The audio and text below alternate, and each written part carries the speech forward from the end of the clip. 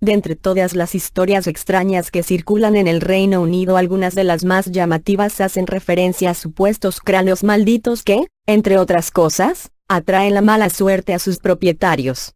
Se les conoce como Screaming Skulls, calaveras aulladoras, y en ese artículo les contamos las misteriosas leyendas que les rodean. La creencia en la existencia de fantasmas se encuentra presente en todas las sociedades de la Tierra y en todas las épocas, y está unida intrínsecamente al fenómeno universal de la religión y a la convicción de que dentro de nosotros existe un fragmento de sustancia divina indestructible que no desaparece tras la muerte.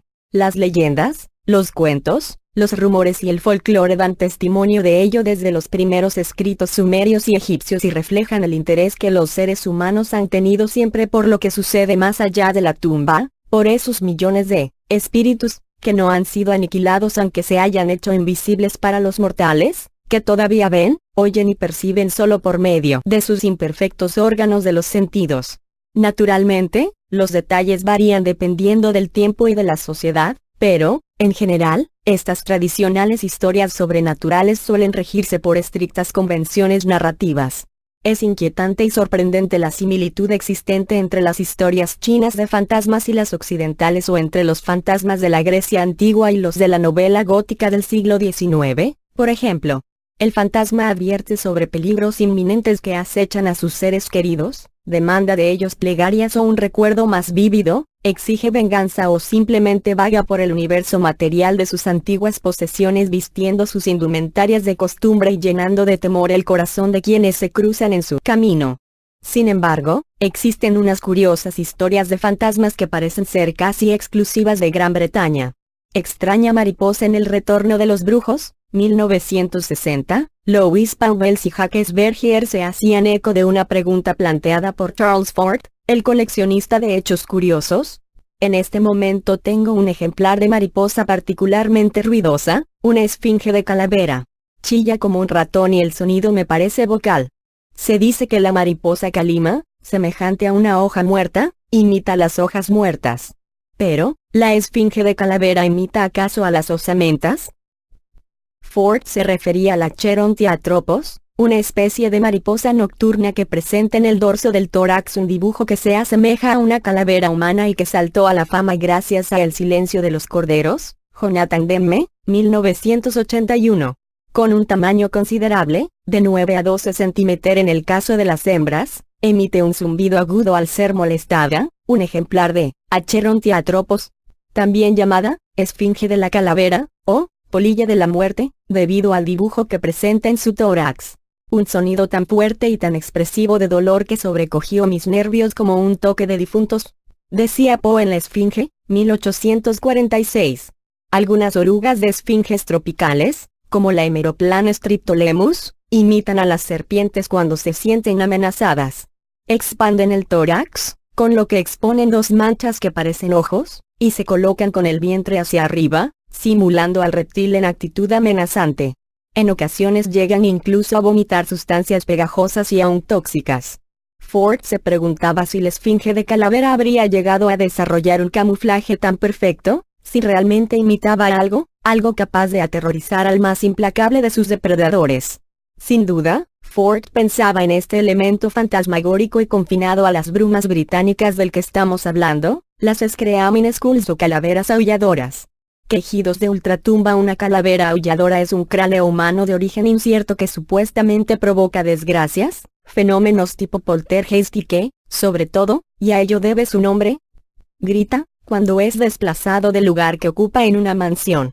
Cómo llegó el cráneo a este lugar suele ser objeto de pintorescas historias, que también explican por qué la calavera no desea ser enterrada. La más famosa es una que reside en Betiscombe Manor, Dorset, Reino Unido. La tradición incluye varias versiones sobre ella. Una de estas afirma que en 1685 el propietario de la casa era un hombre llamado Azaria Piney que participó en la rebelión de Monmouth para derrocar al rey Jaime II. Después del fracaso de la revuelta, Piney fue desterrado a la isla de Nevis, una colonia británica en las Antillas. Allí se convirtió en un próspero hombre de negocios gracias a la caña de azúcar. Cuando falleció, en 1720, le dejó todo a su nieto, John Frederick Piney, que se había criado en Betiscombe. Sin embargo, Cuando este viajó a Nevis se mostró horrorizado por el sistema de esclavitud establecido en las plantaciones y cedió su herencia a su primo, Calavera Aulladora de Betiscombe Manor, atribuida a un esclavo antillano. En el cuadro que está detrás de ella vemos a John Piney, quien, según la leyenda, lo llevó consigo a Gran Bretaña. John Pretor. John Frederick regresó a Gran Bretaña y trajo consigo a un esclavo negro que antes de emprender el viaje le había hecho jurar que le daría sepultura en su tierra natal. El esclavo falleció, pero Piney faltó a su palabra y lo enterró en el cementerio de Betiscombe. A partir de entonces y durante varias semanas el sueño de los moradores de la mansión se vio perturbado por quejidos, gritos y golpes. Piney exhumó el cadáver y lo depositó en el desván.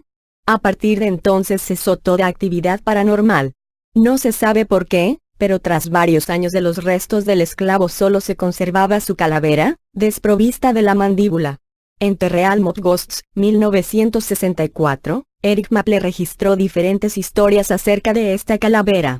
Se decía que en las diversas ocasiones en las que se había intentado retirarla de la mansión la comarca entera había sufrido terribles consecuencias, una tormenta arrasó las cosechas o el ganado enfermó y murió. Incluso alguno de los propietarios de la mansión había fallecido poco después de intentar deshacerse de ella. Uno de ellos la había enterrado a varios metros de profundidad solo para descubrir a la mañana siguiente que el cráneo había salido de su tumba y esperaba ser devuelto a la casa.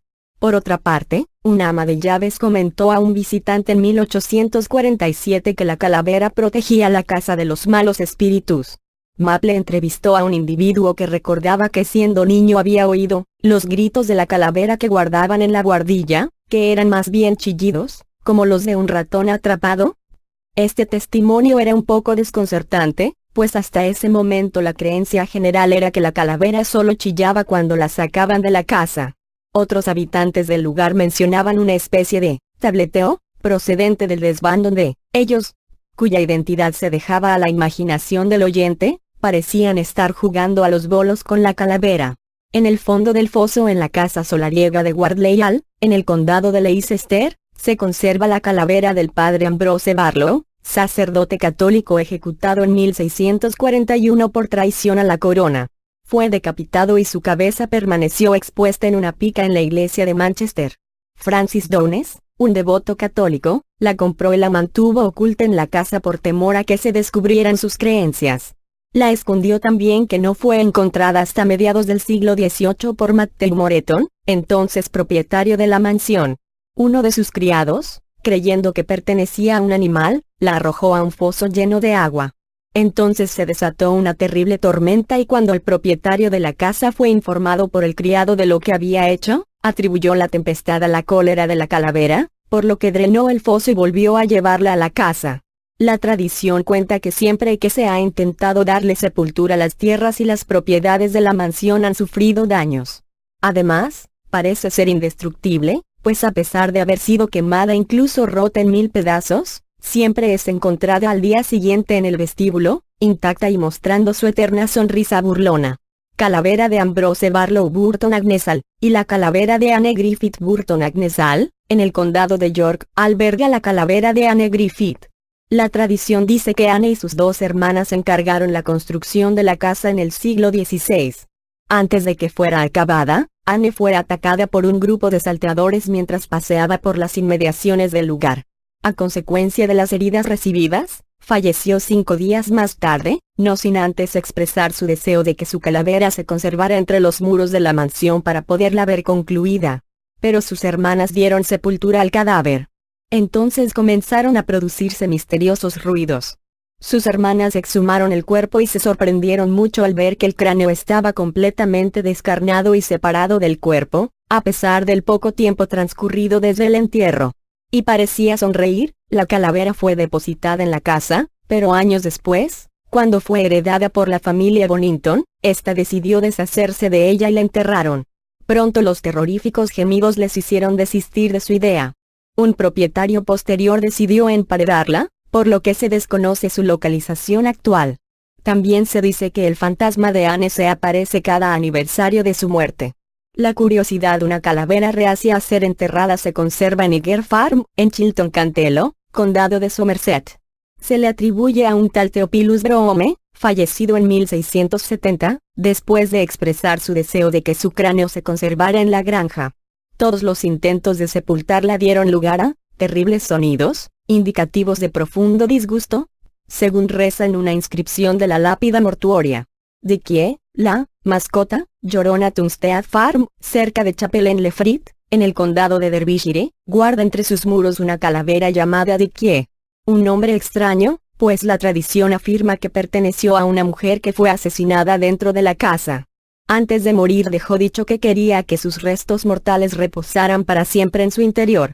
Con los años, el esqueleto fue perdiéndose hasta que solo quedó el cráneo. Se dice que Dickie emite gritos no solo cuando la sacan de la casa, sino también cuando llegan extraños, cuando enferma algún animal o cuando alguien de la familia va a morir. En cierta ocasión fue robada y llevada a Disley y los ladrones tuvieron que soportar tal cantidad de gritos y estrepitosos ruidos que no les quedó más remedio que devolverla a su hogar.